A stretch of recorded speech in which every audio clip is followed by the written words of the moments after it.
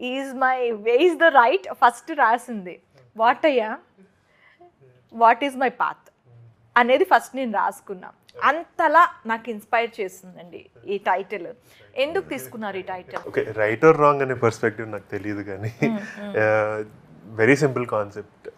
The path you walk in life is your story. So ఇప్పుడు ఇవాళ మీరు ఎవరు అంటే మీరు చెప్పేది ఏంటి? మీరు ఇప్పుడు దాకా నడిచిన పాతే కదా. So it was as simple as that. And దాని ద్వారా ఏదో చెప్పేద్దాము మెసేజ్ అని కాదు. It was very simple to resonate with everyone where they think like, yes, yeah, my path is my story. So at the end of the day, what do I want my story to be? That was as simple as that. Okay, అంటే చాలా stories ఉంటాయి. ఇప్పుడు నేను ఇప్పుడు చెప్పినట్టు every person has their own story. మీరు music backdrop ఎందుకు తీసుకున్నారు? సో మ్యూజిక్ అనేది the reason for that is simply it can చాలా స్ట్రాంగ్గా it can get people in touch with emotions అనమాట. అండ్ మ్యూజిక్ అనేది it plays a role in everyone's life, day to day life, to whatever extent ఇది. It could be a minute. నాలాంటి వాళ్ళకి చెప్తే eat music, sleep with music, everything. నేనైతే నా journey కూడాను ఎలా ఉంటుందంటే almost 1 hour journey to my office. Ear phones ఉంటాయి, మ్యూజిక్ వింటూ వస్తాను. నా eat and sleep also music. That became a very అంటే చాలా క్రూషియల్ పార్ట్ అనమాట. మేము చెప్పే స్టోరీని బియాండ్ జస్ట్ వర్డ్స్ నేను తీసుకెళ్ళాలి అంటే music felt like the right way to do it. So that was the reason we chose, okay, let's explore this idea through music anedi. So simple. So sir, మీరు ఆయనకి hello అని స్టైల్గా చెప్పి నాకు మాత్రం నమస్కారాలు పెడుతుంటే సార్ మీరు లెజెండ్స్ సార్ మాకు. అయ్యో, మా చైల్డ్హుడ్ అంతా కూడాను మీ మూవీస్ చూస్తూ పెరిగాం మేము. ఒక్కసారిగా ఎలా అంటే సురేష్ గారితో అనగానే నాకు ఒక్కసారిగా సూరిగాడు, తర్వాత ఇద్దరు మిత్రుడు, తర్వాత ఇవన్నీ ఒక్కసారి నా కళ్ళ ముందు అట్లా అట్లా అట్లా అట్లా ఈ నైట్ అంతా కూడాను. నైట్ నేను పడుకునేటప్పటికి 12 o'clock. I'm homework about you, ఏమేమి ఎక్కడ మిస్ అవుతాను అని చెప్పి. సో మీరు కంప్లీట్గా నాకు ఫస్ట్ థాట్ వచ్చిన ఇది ఈయన 1981 నుంచి మూవీస్ చేస్తున్నారు. అంతకన్నా బిఫోర్గా చేస్తున్న చిరంజీవి గారు వచ్చేసి ఇంకా మూవీస్లో హీరోగానే ఉన్నారు. వై హీ వాజ్ ప్రెట్టీ దాన్ చిరంజీవి గారు. ఐ డోంట్ అలా చెప్పడం కరెక్ట్ కాదు కానీ యు ఆర్ ప్రెట్టీ దాన్ చిరంజీవి గారు. వై మీకు ఎక్కడ బ్రేక్ వచ్చింది? ఎందుకు హీరోస్ నుంచి కంప్లీట్గా తప్పుకొని ఒక విలన్ షేడ్లోకో లేకపోతే ఒక క్యారెక్టర్ ఆర్టిస్ట్లోకో? వై? I don't know. సమాధానం వెతకాలంటే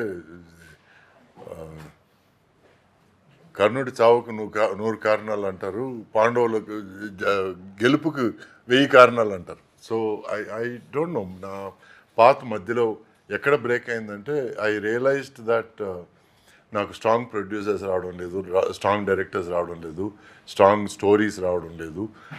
ఏదైనా ప్రాజెక్ట్ వచ్చినా కూడా అది సినిమా ఫినిష్ అవుతుందా, లేకపోతే సినిమా రిలీజ్ అవుతుందా, లేకపోతే సినిమా మంచి రిలీజ్ దొరుకుతుందా, థియేటర్లు దొరుకుతాయా అన్న క్వశ్చన్ మార్క్ ఉన్నప్పుడు నేను ప్రొడ్యూసర్ని రిస్క్లో పెట్టకుండా నేను ఒక చిన్న బ్రేక్ తీసుకొని ఆ తర్వాత క్యారెక్టర్ ఆర్టిస్ట్గా వస్తే బెటర్ అని నాకు అనిపించింది. ప్రొడ్యూసర్గా కూడా చేశారు? అవునండి, ప్రొడ్యూసర్గా చేశాను. కొన్ని సినిమాలు ఓకే అయ్యాయి, కొన్ని సినిమాలు ఫ్లాప్లు అయ్యాయి, డబ్బులు పోగొట్టుకున్నాను. సో అన్ని ఎక్స్పీరియన్స్లు అయ్యాయి.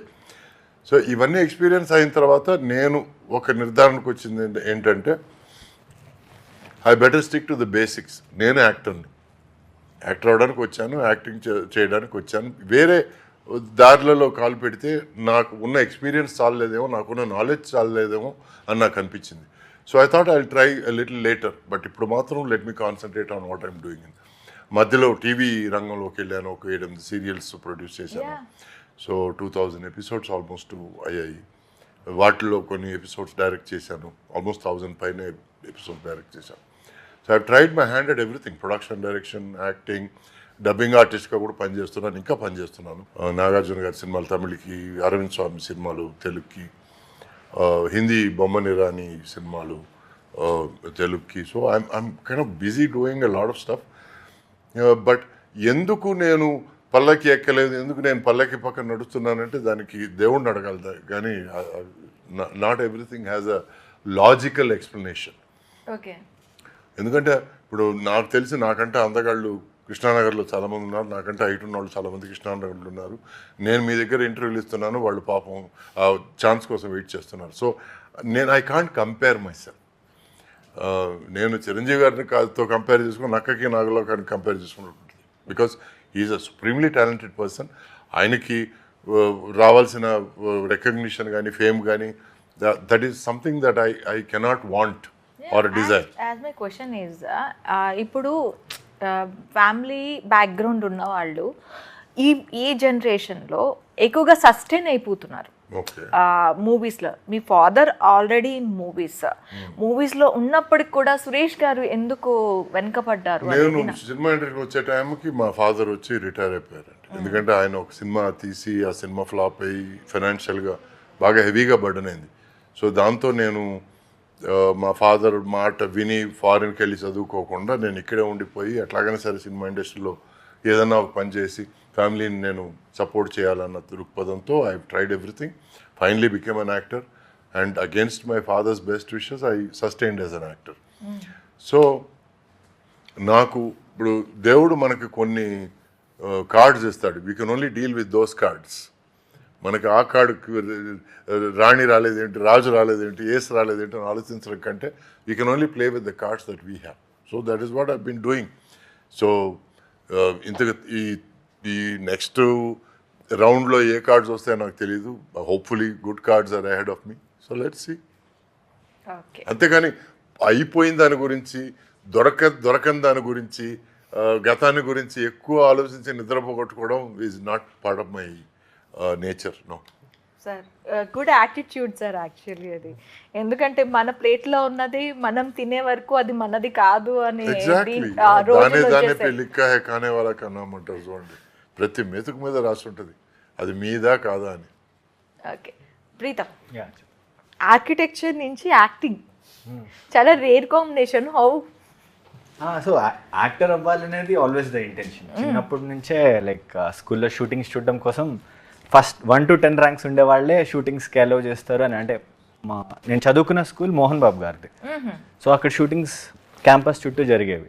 సో ఫస్ట్ 1 to 10 ర్యాంక్స్ వాళ్ళే షూటింగ్స్కి వెళ్ళడానికి. అంటే అప్పటి నుంచే ఆ షూటింగ్ చూడడం కోసం ఆర్ ఆ చిన్నపిల్లలు ఎక్కడైనా సీన్లో కనిపిస్తే జూనియర్ ఆర్ట్ నాకు తెలిసి 5th or 6th క్లాస్లో first time I face the camera. అలా ఉండేది నాకు ఆల్వేస్ ద ఇంటెన్షన్. బట్ చేశారా మీరు ఎప్పుడైనా మూవీస్లో? అంటే చెప్పుకోదగ్గ పాత్రలు కాదు, చెప్పుకోదగ్గ పాత్రలు కాకపోయినా అంటే ఇట్లా ఎవరైనా దూకేస్తుంటే వాటర్ ట్యాంక్ పై నుంచి దూకద్దు అంటారు చూసారా, అలాంటివి. ఓకే, అలా ఎన్నిసార్లు ఎంతమందికి దూకద్దు అని చెప్పారు? 3-4 సార్లు. 3-4 సార్లు చెప్పారా?